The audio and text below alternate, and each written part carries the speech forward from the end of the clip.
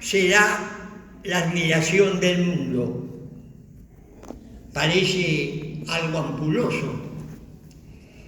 Es una frase que está en una obra de teatro, en una comedia que se llama Trabajos del amor perdidos, escrita entre los años 1595 o 1596. El autor se llamó William Shakespeare, considerado el dramaturgo por excelencia y el príncipe de las letras inglesas. Pues bien, dijo esto de Navarra, y yo voy a tratar hoy de hablar de Navarra, de los hombres que vinieron aquí a la República Argentina, de algunos navarros que la han hecho inmortal, y de argentinos, descendientes de navarros, que han sido fieles al legado histórico de aquella tierra. En mi opinión personal, por lo tanto discutible, el navarro universal por excelencia se llama Francisco Javier Jasu Azpilicueta, más conocido como San Francisco Javier. Francisco Javier Azpilicueta Arrondo Aznares, que nació en el año 1506 en el castillo llamado de Javier, en Sangüesa, cerca del límite con Aragón, y que cuando se produce el avance de las tropas al mando del duque de Alba, se enfrenta con aquella invasión hacia territorio navarro con los hombres que defienden a lo que era el legítimo rey de Navarra. Entre ellos figuraba en lugar protagónico en la zona el padre de Francisco de Javier. La invasión obtiene el triunfo por las armas. El regente del reino de Castilla, el cardenal Cisneros, hace demoler la gran mayoría de los castillos del reino de Navarra, y entre ellos también las murallas del reino de Javier. Y es entonces cuando con su madre y su tía traspasa el Pirineo y se radica en otro lugar de Navarra, en la de Navarra, allí en Don Iván Egarasi, en lo que se llama en francés Saint-Jean de Pied-de-Port. Y allí pasan los años y se dirige a París. Se dirige a París porque quiere estudiar y tiene una vocación de carácter religioso. Y allí en París, por esos avatares del destino, se va a encontrar con un hombre bastante mayor que él, llamado Íñigo López de Recalde, más conocido luego como Ignacio de Loyola. Y aquellos dos hombres son un poco también el drama del pueblo de nuestros mayores de Euskal Herria, porque ambos en el año 1521 han estado enfrentados por sus ideas. Cada uno tiene un ideal, pero en aquel momento Ignacio de Loyola ya no se dedica más a la carrera de las armas, ha quedado seriamente herido allí en el sitio de Pamplona, aquí en el Colegio del Salvador de los Padres Jesuitas, en el altar dedicado al fundador de la compañía, se encuentra un fragmento, una piedra del castillo de Pamplona donde cayó herido Ignacio de Loyola. de aquel Ignacio de Loyola que tiene ya en su cabeza la creación de una compañía, de una orden religiosa para salvar al papado, que está en muy difícil situación ante la reforma protestante. Aquel gran psicólogo se acerca a Francisco de Javier, se acerca para incorporarlo a la orden que va a crear. Y Francisco de Javier lo cuenta en sus memorias el padre Rivadeneira, gran escritor de la Compañía de Jesús, duda primero de aquello. Se trata de un hombre que ha enfrentado, que ha sufrido mucho por lo producido por el bando de su familia, pero al final va a acceder a aquel pedido y se va a incorporar. Va a ser uno de los primeros jesuitas, Francisco de Javier, y al poco tiempo de ordenarse como jesuita, le pide a Ignacio algo. Le dice: yo soy un hombre que quiere llevar la fe lejos de aquí, lejos de Europa. E Ignacio de Loyola, que sabe de aquella vocación auténtica, le da su permiso. Y es entonces cuando aquel hombre, que hablaba el euskera como lengua materna, el castellano, el francés, el latín y el griego, se pone a estudiar lenguas orientales y va a la India, a la posesión portuguesa de Goa, y desde allí comienza a bautizar a miles de personas. Ignacio de Loyola, quien vaya aún hoy a Goa, que hoy es parte integral, por supuesto, de la India, va a ver la labor que realizó y el respeto que tienen en la India.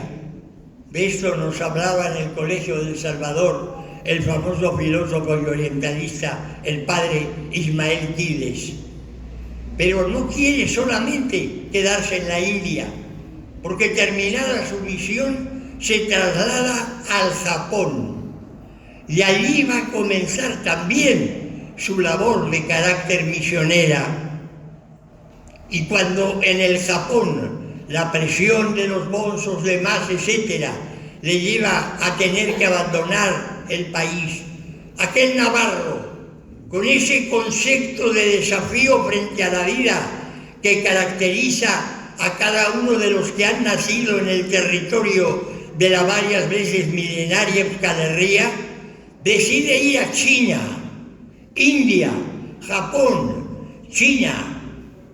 Se traslada a una isla vecina, esperando poder entrar en China. Y allí se enferma seriamente de unas fiebres y muere en una playa. En su agonía habla en una lengua que nadie de los que lo rodea lo conoce, pero que uno de sus criados, cuando llegue luego otro miembro de la Compañía de Jesús, le relatará. Solo le ha podido acordarse de una palabra: ama.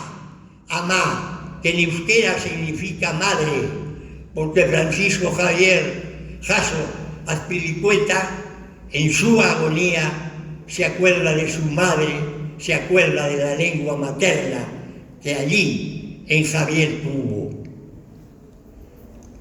Por supuesto, dada su labor, al poco tiempo fue beatificado y rápidamente santificado. Es hoy el patrono universal de las misiones de la Iglesia Católica Apostólica Romana. Este es para mí el navarro más universal. Hay una jota muy popular en Navarra que dice: 2 hombres tuvo Navarra que la hicieron inmortal, el famoso Sarasate y Gallarre, el del Roncal. Y a ellos me voy a referir muy brevemente al respecto.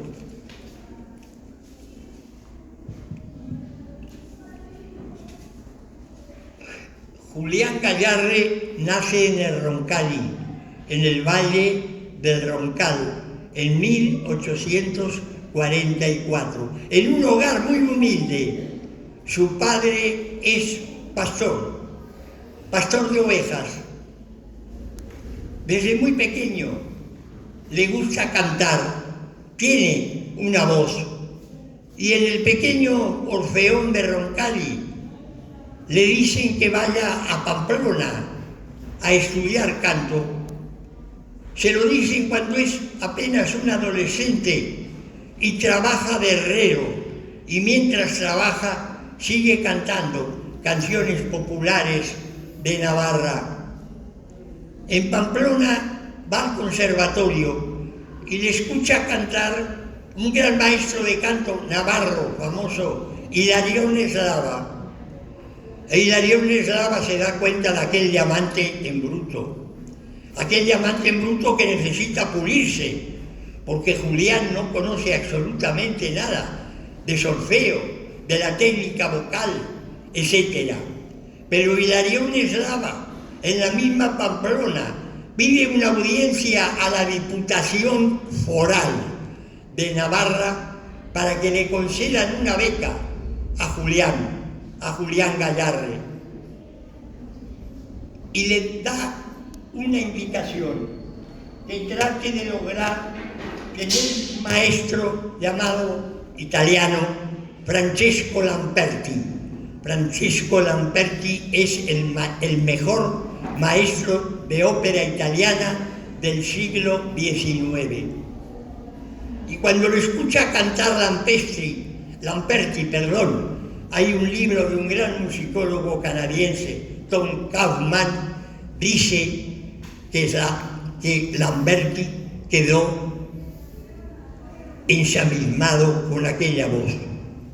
Y de inmediato, con los estudios que realiza, aquella voz se convierte y se va convirtiendo en una de las mejores voces y dueño de una técnica insuperable. Al comienzo hace giras y al comienzo vino a Buenos Aires en el año 1876 a cantar en el antiguo Teatro Colón, no el actual, que es del año 1908, sino lo que se llamaba el antiguo teatro, que se llama hoy el antiguo Teatro Colón, que estaba donde hoy se encuentra la Casa Central del Banco de la Nación Argentina, en Plaza de Mayo. Y allí Julián Gayarre canta ya el repertorio que lo hará famoso, La Favorita, El Pescador de Perlas, etc. Hay que leer las crónicas musicales de aquella época, lo que piensan los críticos musicales argentinos de aquella voz maravillosa. Siguió cantando, recorrió todos los teatros principales del mundo, que yo no voy a enumerar aquí. Recibió condecoraciones y premios de reyes, del zar de Rusia, del presidente de República en Francia. Julián Gayarre fallece en Madrid, víctima de una gran epidemia de gripe en el año 1890. No llegó nunca a grabar absolutamente nada. No se conoce una nota de Gayarre. Dícese que en un cilindro, que era como se grababa en aquella época, no el disco, como se conoce después, grabó un Ave María, pero que cuando lo escuchó ordenó destruirlo, porque no le satisfacía cómo salía su voz en aquel medio. Y eso nos ha privado de conocer la voz de este gran navarro. ¿Cómo amaba Gayarre a Navarra? Dijo que quería ser enterrado en su tierra y que todos sus elementos personales, un vestuario fabuloso y lujosísimo, quedara siempre en Navarra. Y el Roncari, el Valle del Roncal y la Diputación de Navarra lo ha logrado. En el cementerio puebleriño del Roncal hay una tumba cuyo autor es el mayor escultor que ha tenido España, el Estado español, en el siglo XIX, el valenciano Mariano Beilure. Y aquel trabajo hecho en finísimo mármol de Carrara es un féretro, un ataúd rodeado por ángeles, cada uno con las alas no desplegadas, que tocan diversos instrumentos y que van custodiando lo que sería el cuerpo de Gallardo. Pero hay un ángel que está con las alas abiertas, está como suspendido en el aire, solo apenas coloca su oído sobre el féretro. El escultor, el autor, ha querido reflejar que aquel ángel quería oír aquella voz fabulosa, fantástica de Gallardo. Hoy, teatros en su Navarra natal, en Álava y en otras localidades de Euskal Herria llevan su nombre. Este fue aquel navarro. En Roncari, en el museo, se encuentra todo el vestuario de Gallardo, todas sus cartas, todos sus recuerdos, y allí quedarán en su Navarra, a la que amó fervorosamente. Me voy a referir ahora al otro cantado en la jota, Pablo de Sarasate. Pablo de Sarasate está considerado por todos los críticos musicales como un violinista solo superado por Niccolò Paganini. Sarasate fue un niño prodigio. A los 7 años ya tocaba violín y daba conciertos en Pamplona. Estudió en Navarra primero y luego en París con los mejores maestros de violín. Recorrió todos los teatros del mundo. Vino aquí también, a nuestra patria Argentina. Sarasate sí, así como Gallardo no grabó nada, ya muy mayor pudo grabar. Grabó varias obras allá por el año 1906, 2 años antes de su muerte, en 1908. ¿Cómo amaba Sarasate a Navarra? ¿Cómo sentía él a Navarra? No solamente que dio el nombre de Villa Navarra a su hermosísima residencia, que era la permanencia cuando volvía de sus giras en Biarritz, en Iparralde, en el País Vasco norpirenaico, sino que Sarasate, que vivió en todo el territorio de Navarra 96 conciertos, todos los años, por esta festividad de San Fermín, aquel hombre que cobraba honorarios fabulosos, que ostentaba una posición económica de primera categoría, en lo que hoy se llama el Paseo Sarasate de Pamplona, daba un concierto gratuito para toda la población. Fue todos los años de su carrera, más de 20 y pico de años, solo faltó un año, el año 1904, 4 años antes de su muerte por una tremenda epidemia de gripe. Sarasate lleva su nombre el conservatorio. Sarasate es el nombre de premios a los mejores violinistas de Navarra y del mundo. No hay violinista del universo que no haya interpretado a don Pablo de Sarasate, que fallece el año 1908 en Biarritz. Estos son y yo he querido recordar aquí a un vasco universal y a vascos que también han llevado muy en alto el nombre de Navarra.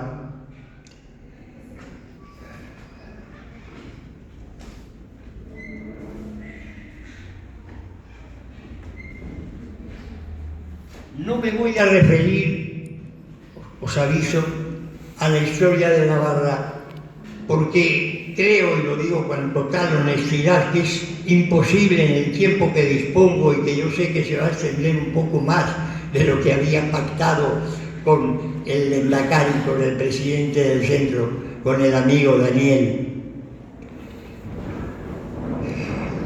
Para hablar de la historia de Navarra hay que dar un cursillo de historia.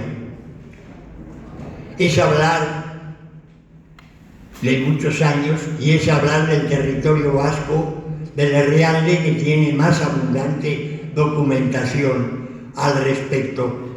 Sí os voy a decir que cuando los romanos, el Imperio Romano, se va extendiendo, cuando llegan a lo que hoy se conoce como el territorio de Navarra, desde de Navarra hasta la ribera de Navarra, los romanos que daban nombre a todo, le imponen a los habitantes de ese territorio el nombre de vascones. Los navarros son para los romanos vascones, como para otros territorios de Euskal Herria son sus habitantes bárdulos, autrigones, caristios. Les oyen hablar, ellos que hablan el latín, la lengua culta por excelencia, ya de la época, estamos hablando unos pocos años antes de fines del siglo II, comienzos I de Cristo, mucho más antes de Cristo. Son aquellos hombres que escuchan un idioma, una lengua, mejor dicho, una lengua donde hablan de euskos, y les imponen el nombre de huascones o vascones. Hay un algo que todavía no está cifrado en el euskera, que es dos letras, SK, que están unidas en euskera en todos los hechos, euskera o euskara, Euskal Herria, euskos. Hay una localidad, hoy pertenece a Aragón, a la comunidad autónoma de Aragón, que se llama Huesca, SK, o sea, ahora en castellano. Huesca fue un lugar donde se hablaba, en esa zona del Pirineo, el euskera de un lado al otro del territorio. Así lo expresa muy claramente el gran lingüista catalán, Joan Coromines. Era la lengua del Pirineo. Y bien, después de aquella época de los romanos, con los cuales estos vascones hicieron pactos, y así vamos a ver luego a vascones en las legiones romanas, en guerras que el imperio sostiene en sus vastas extensiones, pero que luego se va a convertir, y salto en la historia, en lo que se llama el reino de Pamplona. Pamplona se llama así, como todos saben, en honor al emperador romano Pompeyo. Fue un gran poblado, una gran ciudad que crearon los romanos. Pero lo que no se sabe tanto es que se hizo sobre un pequeño pueblito que se llamaba Irú o Iruña o Irunea en euskera, hoy lo conocido por Iruña. Aquel reino de Pamplona se va a ir a extender luego y se va a convertir en el histórico reino de Navarra. Una Navarra donde desde ya la época de los romanos existen dos lenguas, dos idiomas, coexisten. El euskera, el latín, que luego se va a convertir, digamos, en el romance, y luego posteriormente, no lejos de Navarra va a aparecer el idioma castellano. Aquel reino de Navarra va a atravesar diversas vicisitudes y va a llegar hasta el año 1512, en que se va a producir lo que antes dice, que es lo que los historiadores, bajo un punto de vista, hablan de anexión, otros de conquista, otros de incorporación, etcétera, de Navarra al reino de Castilla. Pero Navarra va a conservar siempre a través de la historia algo fundamental, que es el concepto del fuero. ¿Qué es el fuero? El fuero es un conjunto mezcla de las antiguas leyes originarias de ese pueblo, unidas a otras leyes que han ido concediendo los distintos señores. Es decir, no es solamente, como se pretende, un privilegio que obtienen algunas ciudades, es el recuerdo de aquel pasado, de esa existencia, de aquellas leyes que se dieron a los navarros a sí mismos. Y tan ha sido respetado el fuero de Navarra, tan presente en Jotas, por ejemplo, que cuando se aprueba la actual Constitución del Estado español en el año 1978 y se aprueba la creación de comunidades autónomas para todo el territorio del Estado, Navarra se llama Comunidad Foral de Navarra. ¿Por qué? Porque la Constitución de 1978 considera como un antecedente jurídico la existencia de esa libertad originaria del pueblo navarro a dictarse sus leyes. Tal es así que pese a todos los cambios habidos y por haber, Navarra al día de hoy conserva lo que se llama el concierto económico, el convenio económico, que es lo que en Álava, Vizcaya y Guipúzcoa se llama el concierto económico. ¿En qué consiste? En que es Navarra la que recauda los impuestos de todos los ciudadanos navarros y pacta luego con el gobierno central la suma que Navarra le otorga por los servicios que presta el Estado dentro del territorio. Esto es único en todo el Estado español y lo sostiene Navarra como comunidad foral, Álava, Vizcaya y Guipúzcoa. Esta Navarra atraviesa diversos hechos, algunos muy graves, como las guerras carlistas del siglo XIX. Yo estoy saltando, no voy a hablar de historia. Dije, y fue aquel hecho de las guerras carlistas los que trajeron aquí a nuestra patria Argentina, también a Uruguay y en menor medida a Chile, a un gran grupo de navarros. Hace poco, en un trabajo que hace una historiadora navarra con un apellido ilustre, Idoate, su padre, su abuelo fueron grandes historiadores, dice que documentado que solamente del valle del Baztán, en el norte, en la montaña, vinieron a la Argentina 7.000 navarros. Ustedes se preguntarán por qué venían los navarros, como venían los de otras zonas, por supuesto que emigraban. Vienen en el siglo XIX por motivos económicos en primer lugar. La emigración toda a nivel universal normalmente es por motivos económicos, buscar un mejor nivel para sí, para su familia, etcétera, etcétera. ¿Y por qué? Porque Navarra había perdido algo por las nuevas leyes impuestas por el gobierno central, había perdido los pastos comunales. ¿Qué significaban? Era una cantidad de tierras propiedad del ayuntamiento en la cual podían pasar libremente y por sorteo, por cambio, todos los vecinos de ese pueblo. Era lo que se llamaba tierra en común, aparte de la pequeña porción de tierra. También por otro motivo, porque a partir de 1841 había que pagar en metálico a los que eran arrendatarios la renta del alquiler, y no estaban en condiciones los campesinos navarros de hacerlo. Y otro motivo de la emigración importante fue la imposición del servicio militar obligatorio a partir de los 18 años, de los cuales estaban exentos navarros y otras partes del territorio subpirenaico de Euskal Herria. Esos son los motivos que llevan a los navarros a venir aquí, a la República Argentina. Y yo me voy a referir luego a algunas características de la inmigración, pero el tema de la charla era hablar, y es de hablar de navarros que vienen aquí, a nuestro país.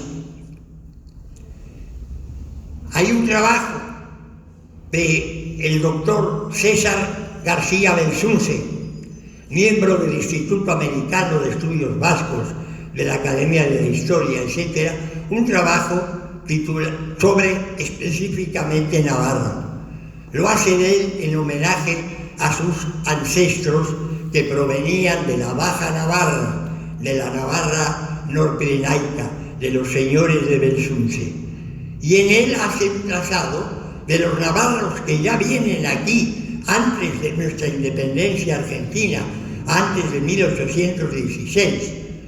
Hay otro trabajo de la profesora, de la doctora Nora Siegris, muy interesante, donde habla parroquia por parroquia de Buenos Aires, del lugar de origen de los pobladores, y ahí aparecen un buen número de navarros, es decir, anteriores a 1816. Inclusive el segundo virrey de Buenos Aires, del virreinato del Río de la Plata, nació en México, pero es hijo de navarros, viene aquí y es considerado por Sorraquín Becú en la historia de los virreyes el virrey más importante y positivo en su labor. Me refiero a Juan José Bertis, que fue, como digo, el segundo virrey del Río de la Plata. Pero bien, hablemos de esos navarros, aquellos navarros que vienen antes de 1876, antes de que se apruebe la ley de inmigración que firma el presidente Nicolás Avellaneda. ¿Y qué ocurre? Algo para mí importantísimo, mis queridos amigos, que en la República Argentina, en nuestra patria, por encima de luchas, de divisiones, de opiniones diversas, muy respetables todas ellas, ha primado aquí, felizmente, en la República Argentina, lo que se llama en euskera anaitasuna o en castellano hermandad. Aquí alaveses, vizcaínos, guipuzcoanos, navarros han puesto por encima de todo esos valores de carácter etnocultural, que yo creo que es lo que debemos fomentar por encima de todo y que tenemos que apuntalar aquí en nuestra querida patria argentina. Y es muy curioso que en el año 1877, cuando se crea el Centro Laura Va de Buenos Aires, Laura, Lau, en euskera, es 4, Va 1, las 4 1, Álava, Vizcaya, Guipúzcoa y Navarra. En la comisión directiva figuran el señor José María Gomendio, pariente de don Manuel de Lujo y Ollo, como lo recuerda en el libro que se recuerda el centenario del Laura Bat, y figura el bibliotecario Juan María Algarresta, navarro. En el Centro Laura Va de Buenos Aires, 11 presidentes en su historia nacieron en Navarra y han sido presidentes del Laura Va de Buenos Aires. La actual presidenta del Laura Va de Buenos Aires, su padre, de apellido Goicoa, era nacido en Lacunza. Y yo lo recuerdo siempre en las fiestas con su acordeón amenizando. Ha habido un caso curioso, el de don Pedro Mendía, nacido en Abaurrea Baja, que fue presidente del Centro Navarro y que luego posteriormente fue presidente del Centro Vasco Laura Bad de Buenos Aires. Yo llegué a conocer a don Pedro Mendía, era el dueño de una empresa de fabricante de lonas en la calle Bernardo de Irigoyen 1035, que por cierto era él el que confeccionaba la mayor cantidad de la bandera de la Icurriña, de la bandera hoy oficial de la Comunidad Autónoma Vasca. Navarro era también el padre Francisco Lapiz, que en el año 1904 en la iglesia de Montserrat pronuncia un discurso tremendo, donde dice que él ve a otras comunidades extranjeras que hay aquí en la República Argentina que están enseñando y abriendo colegios para sus hijos argentinos, para que les enseñen además del idioma oficial de nuestra patria, la lengua de sus mayores. Y les conmina a los asistentes a que creen allí también hagan lo propio. Era Navarro el padre Lapiz.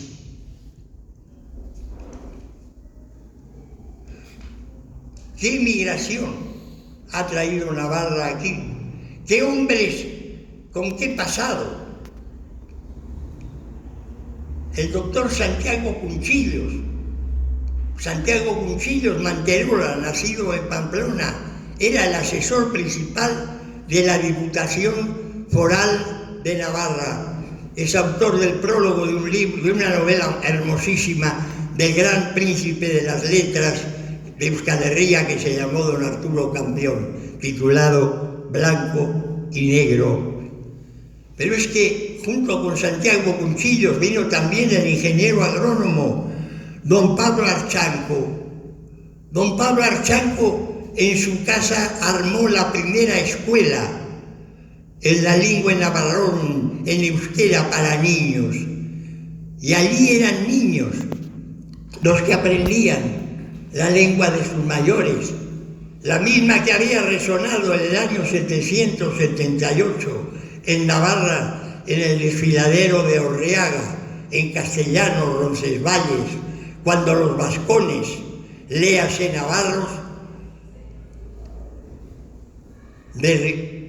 destrozaron, valga la expresión, a la retaguardia del emperador Carlomagno, y allí muere nada más ni nada menos que el famoso paladín francés Rolando, dando origen a la famosa Sansón de Roland, algo similar al romancero del mío Cid en lengua castellana.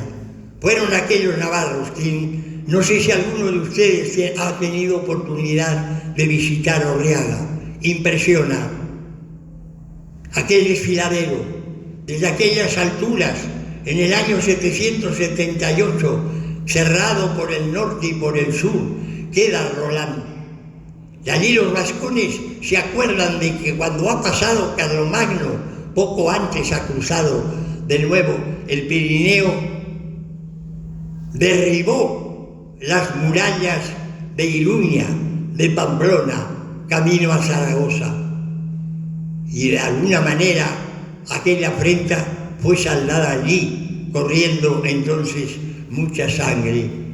Ha dado origen a un famoso poema en lengua francesa, de Sansón de Roland. Bien, don Pablo Archanco. Yo llegué a conocer a don Pablo Archanco.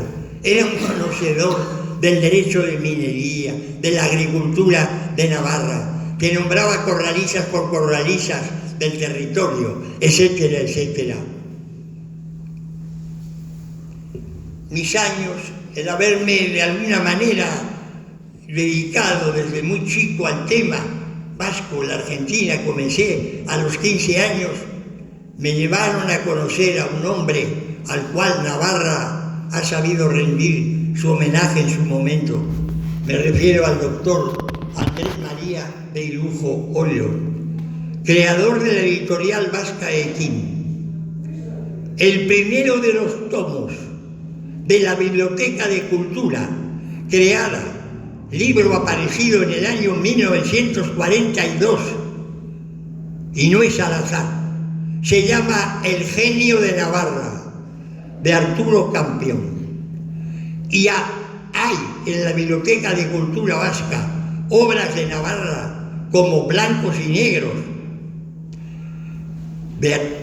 también de Arturo Campión, Sancho III el Mayor, rey de los vascos, aquel hombre que a su muerte era rey de Navarra, era rey de Aragón, era rey de Castilla, le llamaban el imperator, y que en su testamento lega al primogénito Navarra, Álava, Vizcaya, Guipúzcoa, al segundo el reino de Castilla y al tercero el reino de Aragón.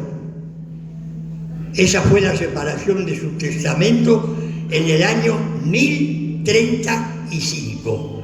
Ese libro de Anacleto Doloret está también editado con mapas e ilustración. Sigo con la enumeración de libros de Navarra editados por Andrés María de Irujo. La conquista de Navarra es la traducción al castellano, la primera traducción de una obra clásica de un catedrático de la Universidad de Pau, en el Bearne, Pierre Boissonade, que relata, miembro de la Academia de Historia de Francia, relata cómo se produce la conquista del reino de Navarra. Y permítanme, abusando de vuestra amabilidad, que les cuente algo que cuando lo escuché de boca del protagonista y de don Andrés en la calle Perú 175, no se me olvidará nunca. En el prólogo de ese libro cuenta el autor, un sacerdote navarro que ejercía la parroquia en Carmelo, en la hermana República Oriental del Uruguay, relata Tomás Yoldi, un apellido muy navarro, Mina, otro apellido bien navarro.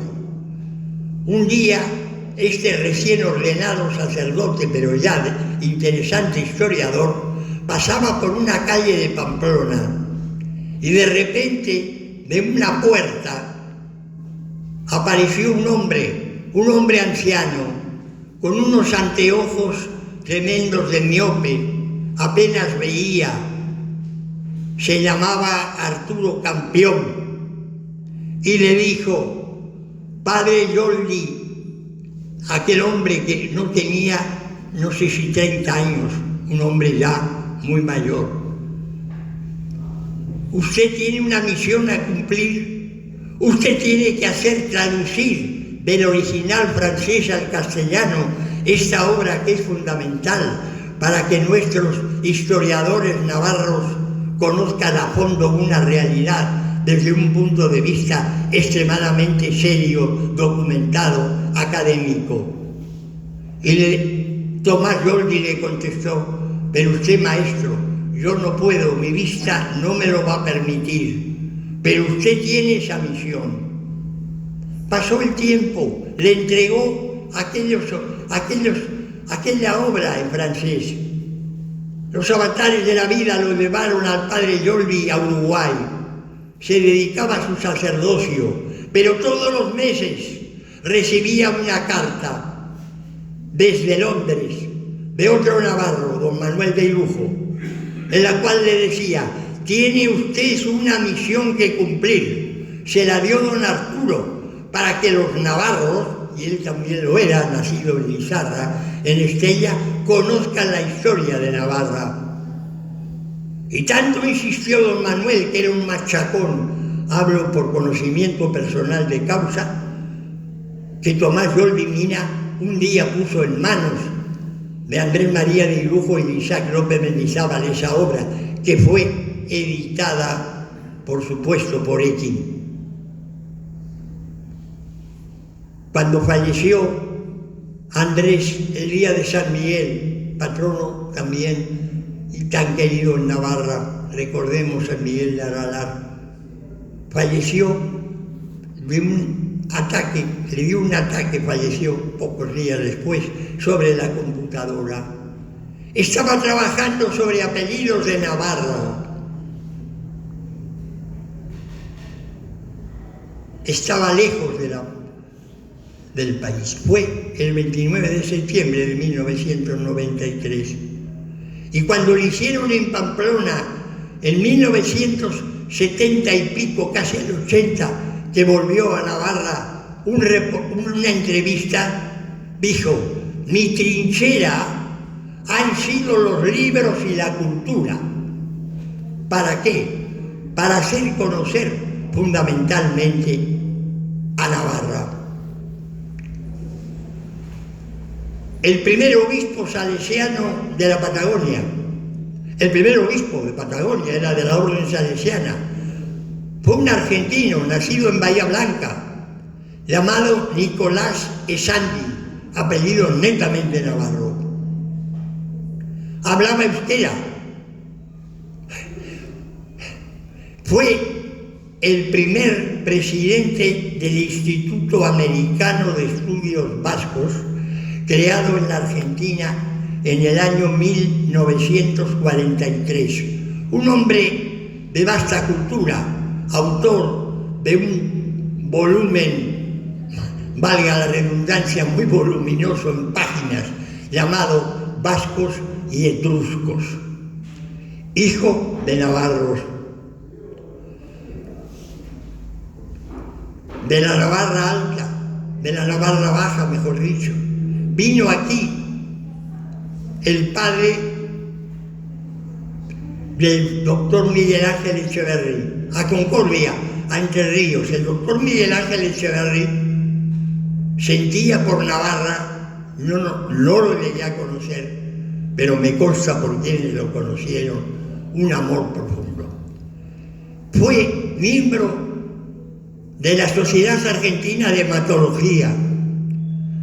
Fue luego presidente de esa sociedad de hematología y fue aquel médico, aquel hematólogo que de los laboratorios del Hospital Rivadavia de Buenos Aires estudió a fondo, tomando muestras de sangre a gente nacida en Navarra, en Álava, en Vizcaya, en Guipúzcoa, en la Burri, en Baja Navarra, en Zuberoa, y esbozó un trabajo serio, planteado luego en Córdoba en un congreso de la Sociedad Argentina de Hematología, de la existencia del factor RH, no mayoritario entre toda la población, pero de muy alto porcentaje, de un porcentaje muy, muy elevado, que luego fue corroborado en Chile por otro vasco nacido también en la Baja Navarra, al norte del Pirineo,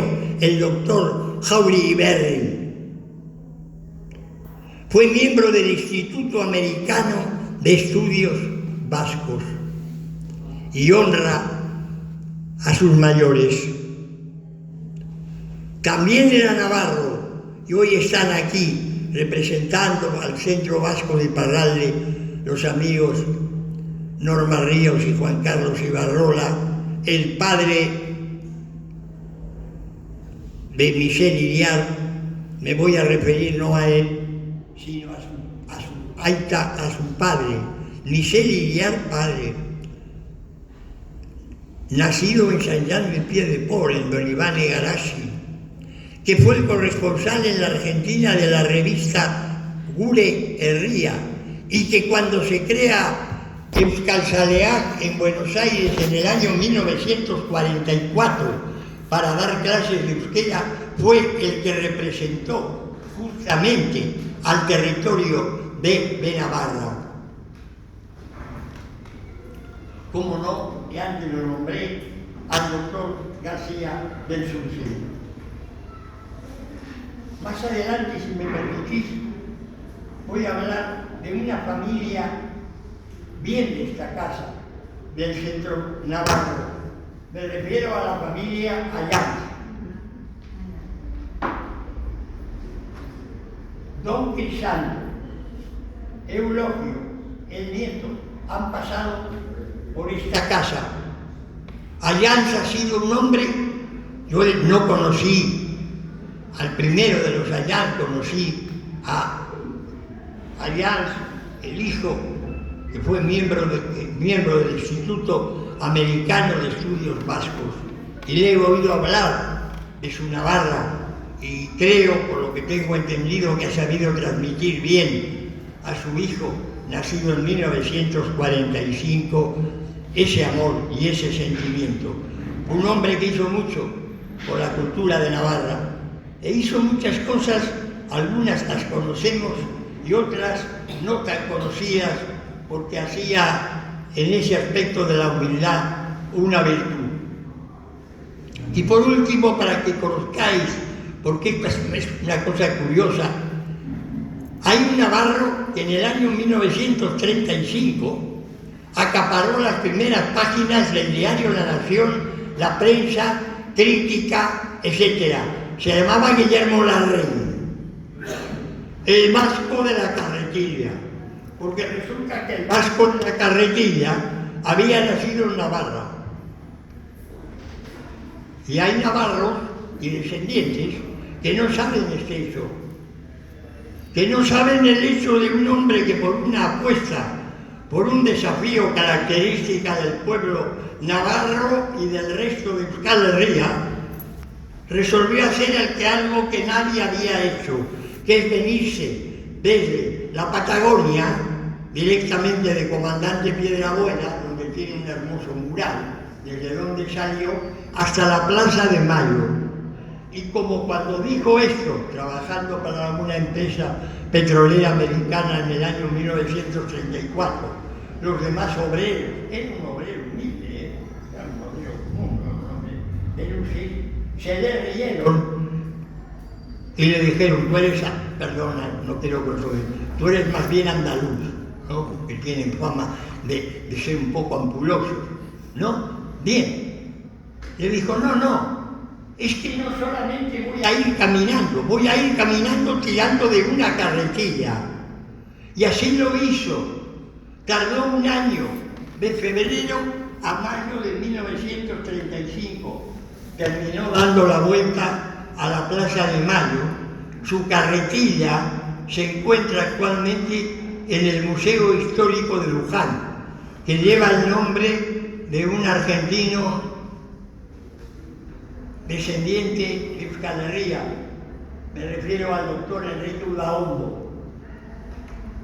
Es curioso porque está allí en la misma sala que está el hidroavión Plus Ultra, el avión que vino desde el puerto de Palos y cuya última escala fue Buenos Aires.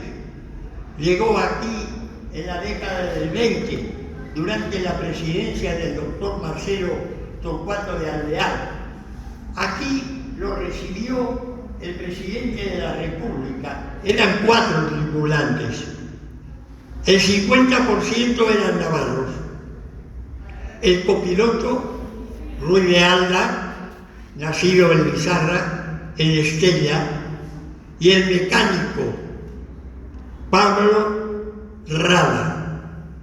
Y en esta casa, en el centro, porque todavía no se había inaugurado. En la casa que ocupaba entonces, alquilaba el centro navarro, fueron agasajados Ruy de Alda y Pablo de Rada. Habían cumplido aquella proeza en un hidroavión de venirse aquí, hasta el río de la Plata. El Plus Ultra está también en exhibición, en la misma sala, en el Museo Histórico de Navarro. Ha habido en todas las actividades. Antes de que apareciera el fenómeno en el deporte, en el tenis de Guillermo Vilas, todo un monstruo y un precursor de la difusión del tenis en nuestra patria, el mejor tenista de argentino, que ocupaba el número 1 en el ranking, se apellidaba Morea, apellido Navarro, Enrique Morea. Enrique Morea, que llegó a las semifinales de Wimbledon.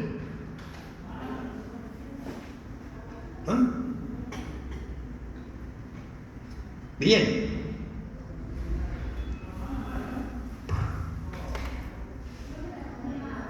En el año 1949 se desarrolló una carrera en turismo de carretera que recorría varios países de América del Sur.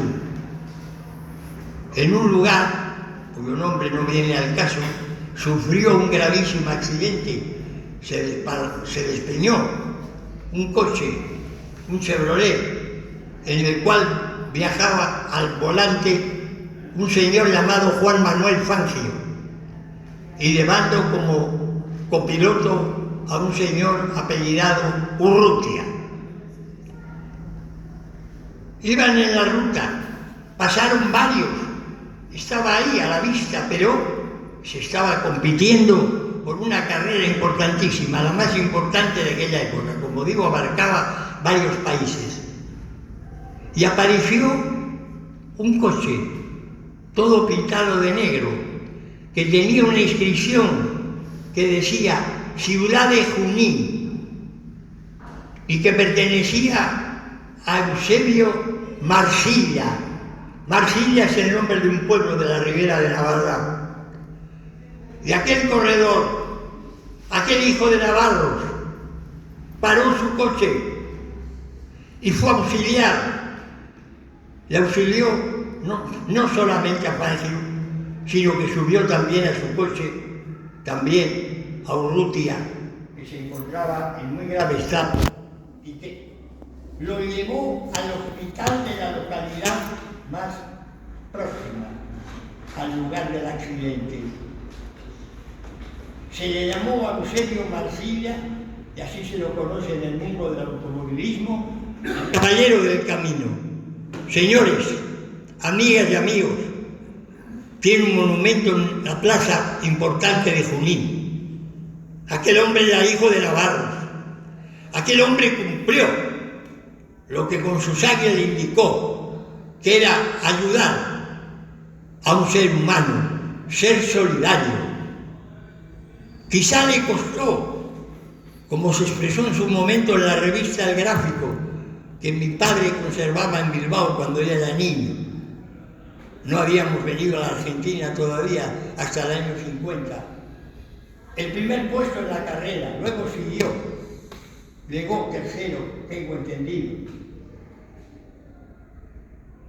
En el centro vasco de Junín. Yo he hablado de esto y he visto a juninenses caerse en las lágrimas. Era la primera vez que se enteraban de que Marcilla era hijo de Euskal Herria, hijo de Navarra, la hermana mayor de Euskal Herria. Era un hombre, un argentino, del cual debemos estar orgullosos como argentinos y como descendientes de navarros, los que lo son. Jugando a la pelota, infinidad de navarros, en esta casa, Catedral de la Pelota. ¿Cuántas veces habrá jugado Arnaldo Lite?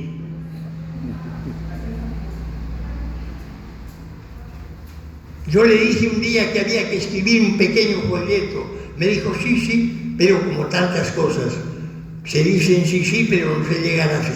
Se dice, pero no lo vamos a hacer. Que hiciera un trabajo él, que conocía bien a cuánto navarro o argentino, descendiente de navarros, eras jugador de pelota paleta. Danzaris. Hemos visto bailar. Qué importante que son las danzas en la cultura de un pueblo. Yo no os aconsejo, yo no doy consejos a nadie en el tema vasco. Hago sugerencias, que cultivéis a este grupo, que el Valentés, a él, a la persona encargada, a los chiquis, a los medianos, porque son parte de la cultura del pueblo, las danzas. Lo último que pierde un pueblo cuando pierde otras cosas es el folclore. Ha habido grandes danzarios navarros. Quien habla conoció al mejor aurresculari de la República Argentina. No es una opinión mía, que soy un profano en danzas. Es una opinión del mejor estudioso de las danzas vascas, Juan Antonio Burbens. Se llamaba Miquel Menaya. Y verlo bailar el aurrescu era ver bailar, como se hubiera dicho, a un gran bailarín ruso de la ópera de San Petersburgo. Porque el aurrescu hay que bailarlo elegantemente. No es una espatadanza, no es un baile de fuerza, es un baile de homenaje. Y hubo otro gran danzari también. El primero que bailó en la República Argentina, no con las alpargatas de baile común que vemos en nuestros centros, sino bailó con zapatillas de ballet. José María Echeverría, nacido en Alsasua.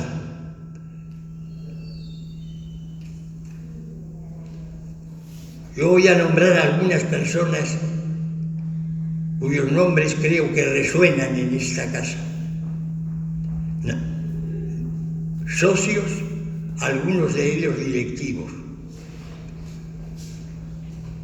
Don Grisanto Ayans,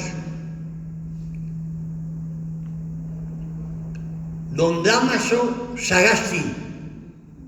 Don Dámaso Sagasti tenía un negocio muy importante en Buenos Aires de venta de muebles, y durante muchos años, entre los muebles que ofrecía de diferentes estilos, estaba el mueble vasco-pirenaico. Y en un momento determinado, que pasan todos los centros, también el centro navarro pasaba momentos difíciles. Y entonces don Dámaso donó todo el mobiliario del centro navarro, las sillas, las mesas, lo que se precisaba. En el Boletín Americano de Estudios Vascos, del Instituto Americano de Estudios Vascos, creado en el año 1950, el boletín, 173 números, sacados a pulmón. Y en eso hay que sacarse el sombrero ante Andrés María de Lujo y Olio. Aparecía, y siguió apareciendo hasta el último momento, un aviso publicitario de don Dámaso Sagasti, un mecenas del centro navarro, un amante de su tierra, de su terruño, de sus usos y costumbres. Laurencio Adó, Emeterio Veramendi, Estanga, Asiain. Don Crisanto Ayans nació en Monreal en 1882, falleció en 1945 y fue dejando en su sangre, hijo, nieto, ese amor por la tierra de sus mayores. Ya me he referido antes a Pedro Mendía. Cuando se crea la obra cultural, no hablo de centro social, recreativo, deportivo, etcétera, que hay en la Argentina, opinión personal, que es la Asociación Cultural de Beneficencia, de Educación y Beneficencia Euskalechea, también los navarros estuvieron presentes ya en las reuniones preliminares que se hicieron en el Aula Bar de Buenos Aires, cuando lo presidía Juan Sebastián Jaca. Y allí estuvieron. A mí me gusta documentar las cosas que estoy afirmando. Crisanto Allianz. Estoy hablando del año 1899.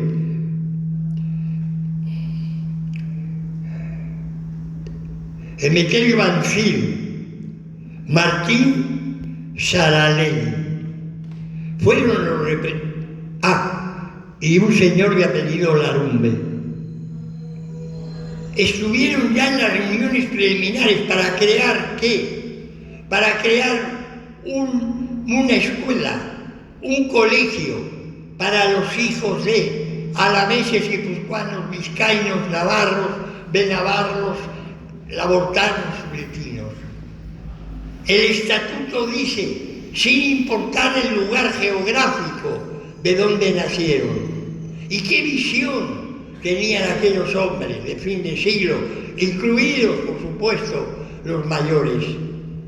Crear una obra que abarcara desde la niñez, pasando por la adolescencia en el colegio, al hogar de ancianos, para recibir a aquellos ancianos que por los avatares de la vida, falta de familia o las razones que fueran, necesitaran un hogar. Eso fue lo que luego se convirtió en una reunión que se hizo en la calle Moreno, en el Iparraldeco o Euskoetxea o Centro Vasco Francés, como ustedes quieran denominarlo. Y allí nuevamente estuvo presente la gente del centro navarro.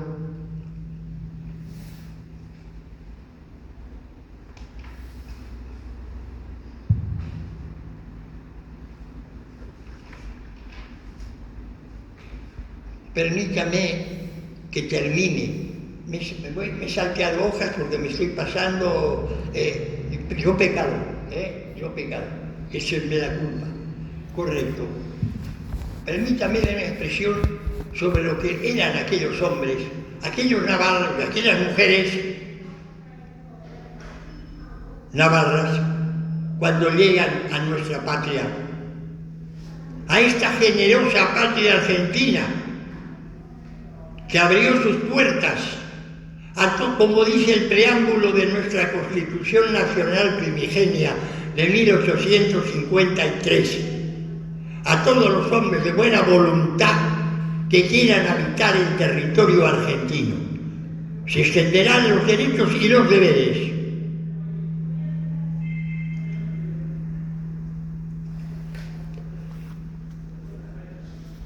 ¿Qué eran aquellos hombres y aquellas mujeres? Eran hombres y mujeres duros. No eran blandos, créanme, pero dotados de una enorme capacidad de trabajo y sobre todo, mis queridos amigos, tenían una gran fe en esta patria nuestra Argentina. Trabajo y fe en la patria argentina. Aquellos hombres, aquellas mujeres de la Navarra del norte del Pirineo, de la Navarra del sur del Pirineo, de la Navarra del Francisco de Javier, de Gallarre, de Sarasate y de tantos otros, eran, y permítanme decirlo porque yo también tengo la mitad de mi sangre de origen navarro, nuestras raíces eran hombres y mujeres amantes de la tierra, de lo que en euskera se llama Amalur, madre tierra, pero sobre todo perseverantes y tenaces. Lo primero que hicieron en nuestra patria argentina es ser ovejeros. Desde 1853 y ya antes, desde 1842, en Entre Ríos, con don Justo José de Urquiza, antes de Caseros, empezaron a llegar de navarros y también de Suberoa, y venían acá porque eran los mejores pastores, y tanto Urquiza como luego los que lo sucedieron creían que había dos pueblos en Europa que eran muy diestros, miles de años en la oveja, que superaba por aquella época al vacuno. Los euskos o navarros, vascos, como queráis, y los irlandeses. Esa es la primera emigración a la Argentina. Euskal Herria, Irlanda, ovejeros. Ovejeros en la provincia de Buenos Aires, incluida entonces, por supuesto, la ciudad como parte de provincia, Entre Ríos, sur de Santa Fe, sur de Córdoba y La Pampa, entonces territorio nacional. Yo he trabajado sobre el cuaderno 1, cuaderno 2 de la historia de La Pampa. A un amigo, porque yo de matemáticas soy nulo, le pedí que me hiciera un porcentaje de la cantidad de gente de Euskal Herria que vino al territorio nacional de La Pampa. Y este amigo mío, que es muy diestro en los números, Dios me guarde, saca un cálculo: el 73,70% de los primeros pobladores de La Pampa habían nacido en Euskal Herria, y de ellos más de un tercio, bastante más de un tercio, eran navarros. Los primeros que se adentraron en lo que ni siquiera había llegado a la categoría institucional de provincia, lo va a ser mucho después, casi al comienzo, fines de la década del 40, comienzos del 50. Yo me permito, os invito a meditar sobre lo que vais a escuchar, que yo pienso sobre el presente y el futuro de lo navarro en nuestra patria argentina.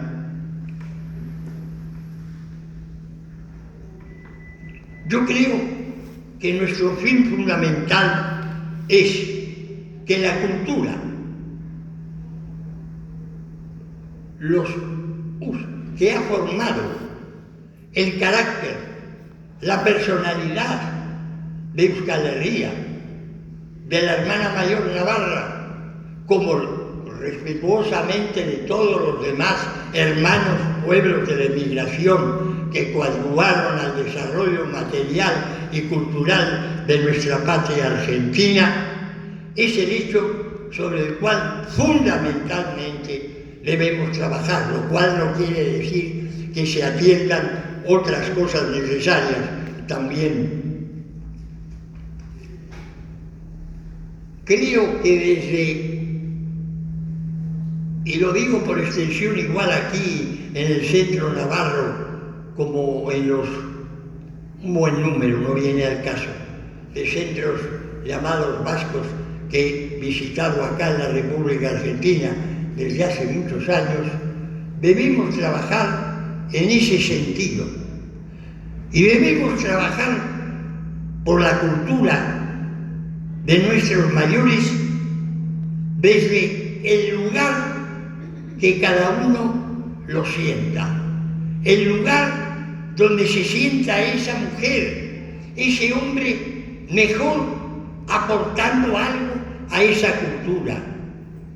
Esto no puede ser selectivo, esto no puede ser para los que somos amantes o fanáticos de la historia, por ejemplo, o los que son... No, esto debe ser porque le interesa la lengua originaria del pueblo vasco, aquella que dijo nada más y nada menos que don Ramón Menéndez Pidal, presidente de la Real Academia de la Lengua Castellana, que el idioma vasco es el documento histórico-lingüístico más venerable que se conoce.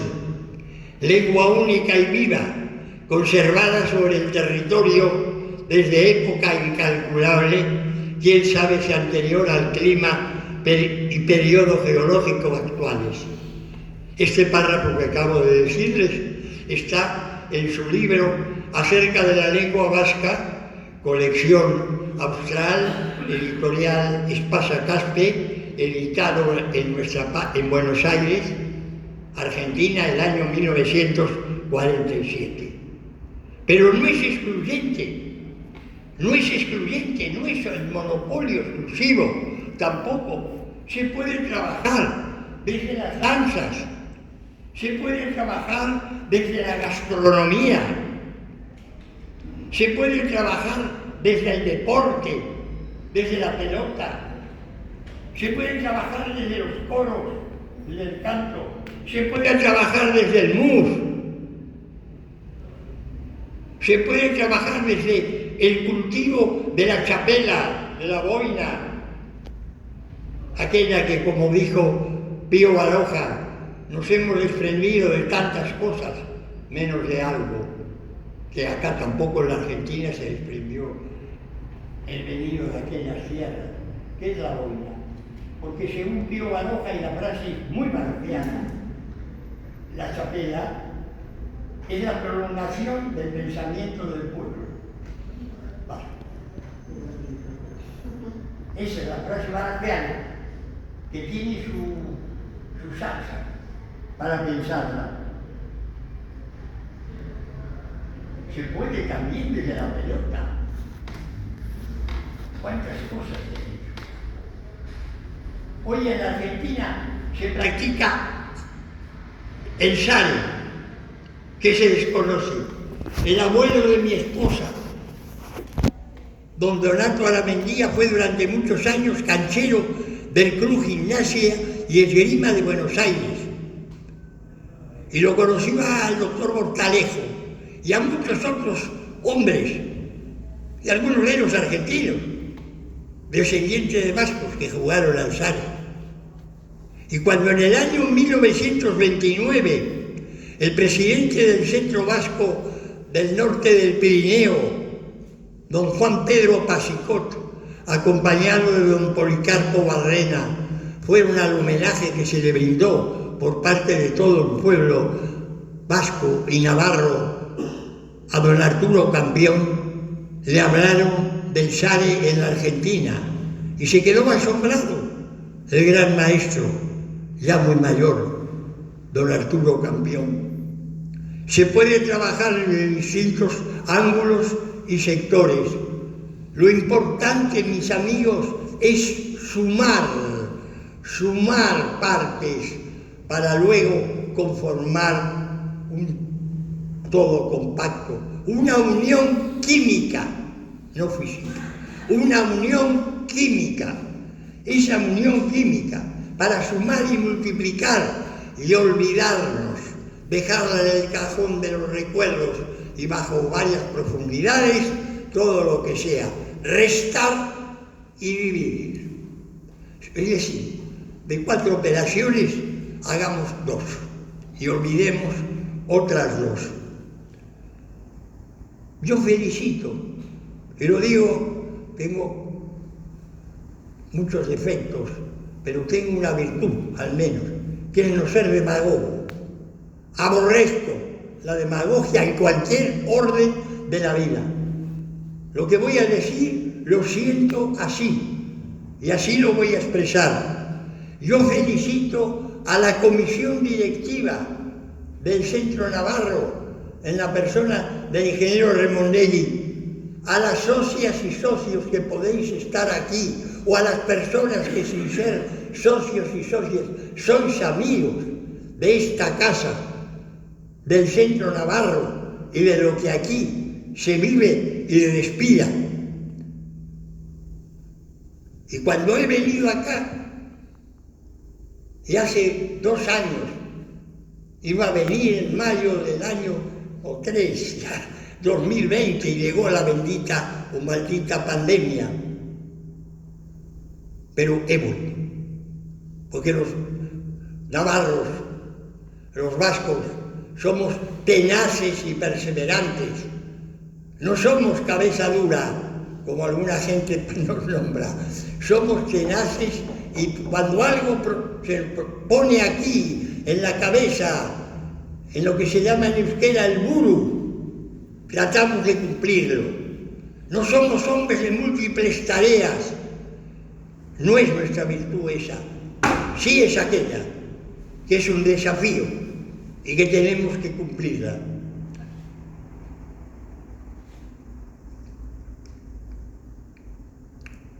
Vine aquí entonces, como expresé al comienzo de esta, perdónenme, extensa charla, cuando hablé de mi bisabuelo, llamado por mi amado genético, de la sangre, de aquel aspiro a pesquería. Y he venido también porque comparto desde hace años, desde hace ahora en agosto 52 años, el pan y el vino con una mujer que es nieta de navarros, que siente lo navarro. Y pienso que don Donato Aramendía, recostado allí en una de las paredes del Club Gimnasia en Grima de Buenos Aires, en Geva. Fue socio también del Laura Bá en el año 1927, al cumplir 50 años esa casa. En el pergamino que está en la sala de juntas figura su caligrafía y la envidio, sinceramente. Donato Aramendía. Yo sé lo que ha significado para mi hija Maite en su momento un regalo dado en el Paseo Sarasate de Pamplona, una muñeca por la hija de un gran pintor navarro, Julián Siga y Chandi, del Bastán. Estaba en su casa con Susana. He visto su obra de arte. ¿Qué dijo Julián Siga? Que su obra, la que no se había vendido en su momento, y aquella que él reservó, la obra sobre todo inspirada en el Bastán, en su querido Bastán y en Navarra, no saliera del territorio navarro. Cuando sale con permiso de, si queda herederos, han muerto las 3 hijas, no sé, el varón, y de la Diputación de Navarra, pero tienen que volver a Navarra, porque son patrimonio del pueblo navarro. Ese fue Julián Siga Echandi, compañero de infortunio durante 3 años, y me condena a pena de muerte junto con Pedro María de Grujo y Ollo en San Cristóbal, en Pamplona. Por eso vengo, por eso os diré mi verdad, que no considero que es la verdad absoluta, ni mucho menos.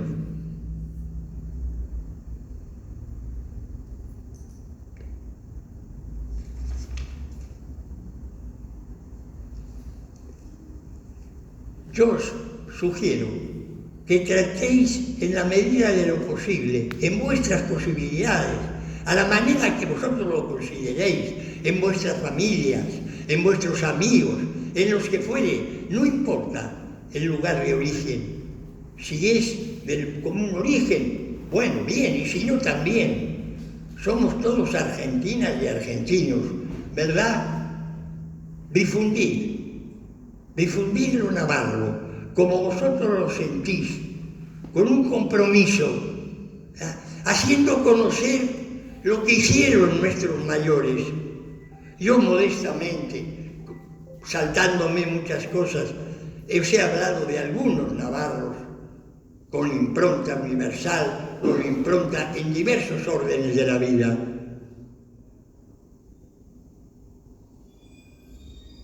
¿Sabéis por qué?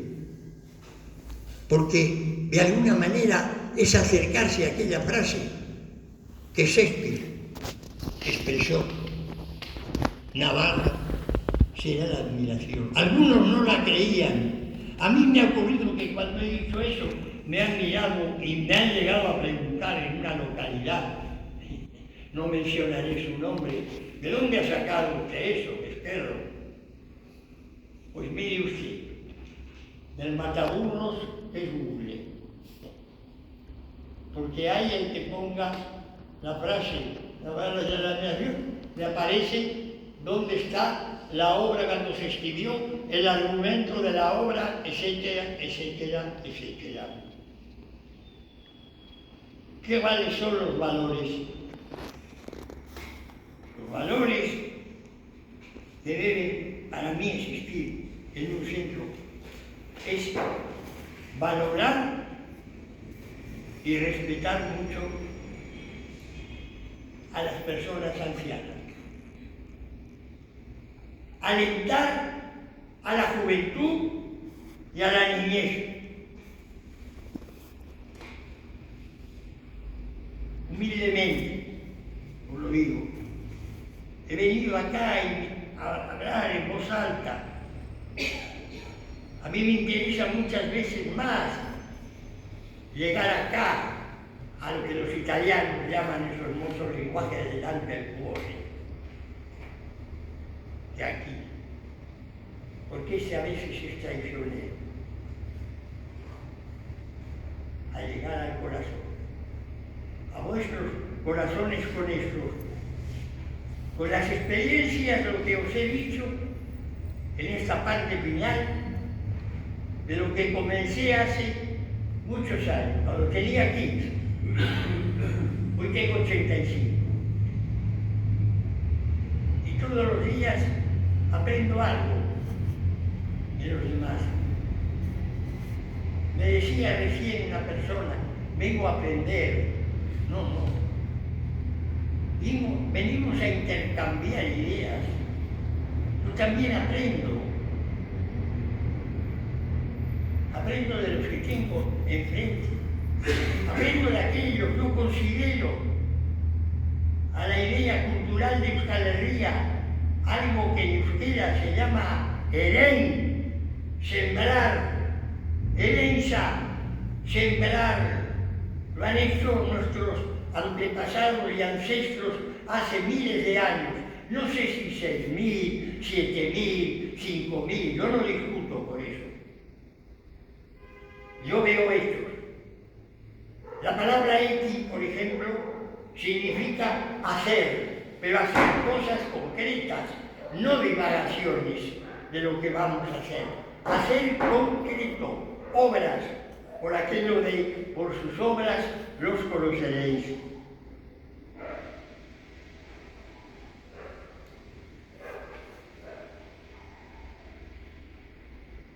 Y cuando doy estas charlas, esta es la primera que he dado en el centro navarro, no hago más que simplemente cumplir aquel párrafo que a mí me gustaría que estuviera inscrito en todos los centros, fueran de nuestra comunidad cultural o fuera de todas las hermanas comunidades culturales, hermanas entidades culturales, producto de la inmigración que existen en nuestro país.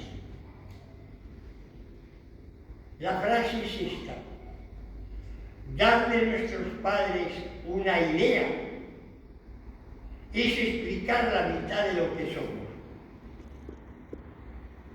El autor de la frase es un argentino, no es un político, es un estadista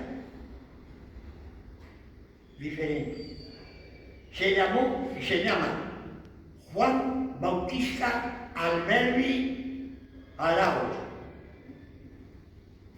Era descendiente por rama paterna de guipuzcoano y era descendiente, aunque más lejano, pero era descendiente también de navarros. Darle a nuestros padres, Arauz, darle a nuestros padres una idea es explicar la mitad de lo que somos y necesitamos que nuestros compatriotas nos conozcan. Nos conozcan en dos cosas.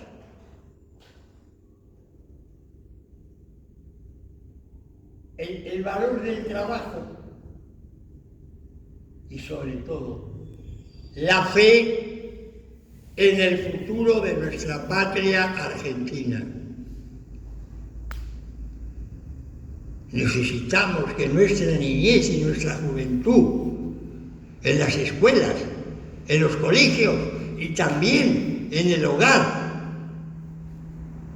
aprendan a valorar, porque ya se habla bastante de todas las cosas que no son buenas. Hablemos de los valores, hablemos de pensar que gran parte de la población argentina es producto de aquellos hombres que de diversos lugares del mundo eligieron a este lugar como su patria, que aquí trabajaron, que aquí educaron a sus hijos e hijas en argentino y argentina. Estos son los valores ético-morales que debemos cultivar.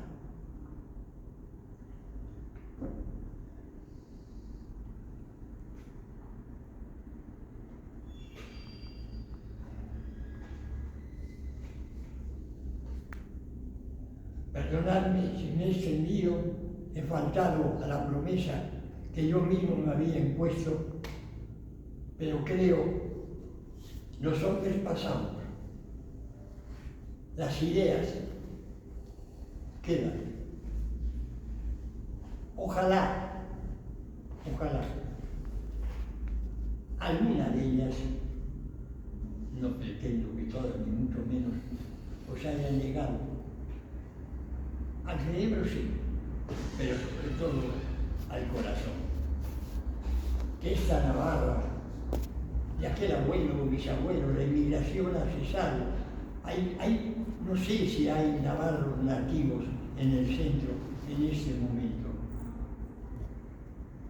Sí, que hay miles de navarros que descansan bajo esta bendita tierra argentina, a la cual dieron su esfuerzo, su ejemplo, en los más diversos órdenes, que eso es nuestro más legítimo orgullo.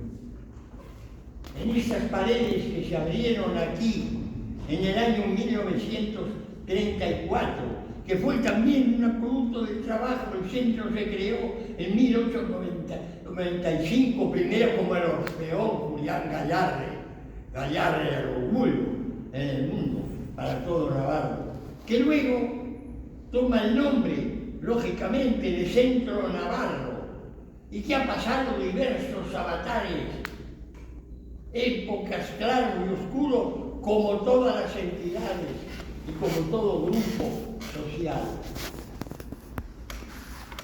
Pero hoy, viendo a estos chicos, que son el futuro,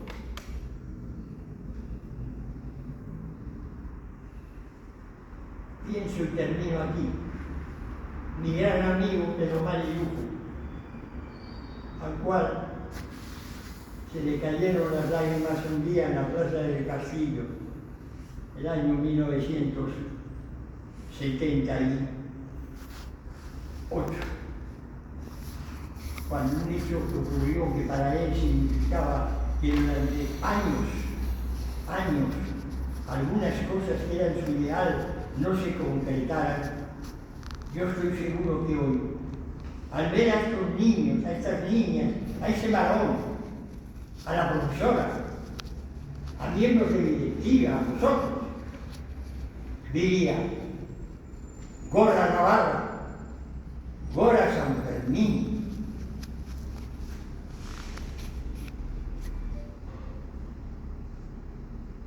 Es lo que puedo decir, amigos míos. He abusado demasiado. Muchas gracias.